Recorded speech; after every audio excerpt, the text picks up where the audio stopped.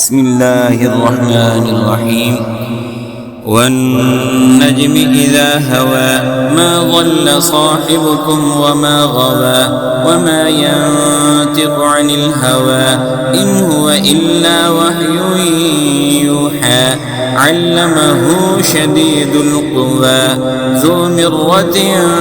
فاستوى وهو بالأفق الأعلى ثم دنا فتدلى فكان قاب قوسين أو أدنى فأوحى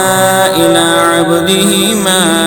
أوحى ما كذب الفؤاد ما رأى أفتمارونه على ما يرى ولقد رآه نزلة أخرى عند سدرة المنتهى عندها جنة المأوى إذ يغشى السدرة ما يغشى ما زاغ البصر وما طغى لقد رأى من آيات ربه الكبرى أفرأيتم اللات والعزى ومناة الثالثة الأخرى ألكم الذكر وله الأنثى تلك إذا قسمة ضيزى إن هي إلا أسماء سميتموها أنتم وآباؤكم ما أنزل الله بها من سلطان إن يتبعون إلا الظن وما تهوى الأنفس ولقد جاءهم من ربهم الهدى أم للإنسان ما تمنى فلله الآخرة والأولى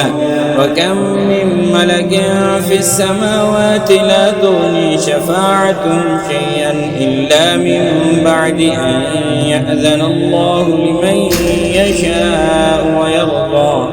إن الذين لا يؤمنون بالآخرة ليسمون الملائكة تسمية الأنثى وما لهم به من علم إن يتبعون إلا الظن وإن الظن لا يغني من الحق شيئا فأعرض عمن تولى عن ذكرنا ولم يرد إلا الحياة الدنيا ذلك مبلغهم من العلم إن ربك هو أعلم بمن ضل عن سبيله وهو أعلم بمن اهتدى ولله ما في السماوات وما في الأرض ليجزي الذين أساءوا بما عملوا ويجزي الذين أحسنوا بالحسنى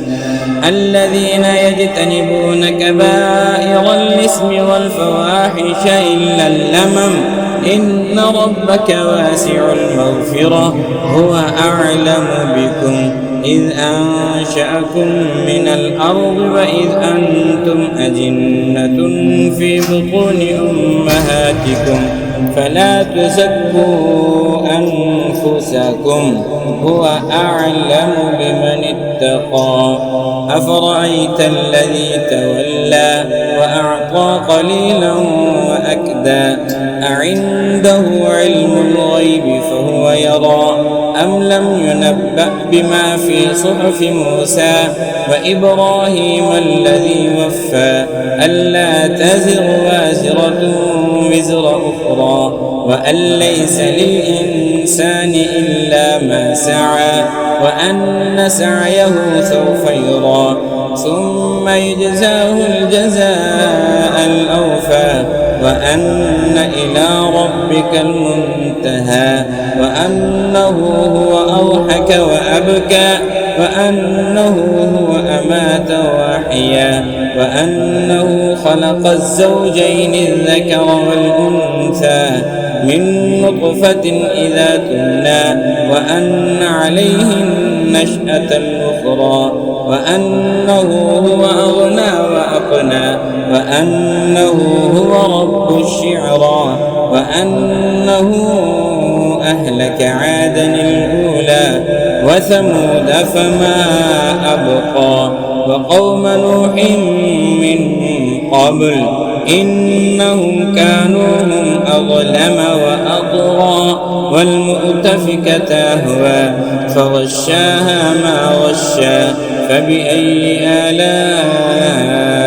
ربك تتمارى هذا نذير من النذر الأولى أزفت الآزفة ليس لها من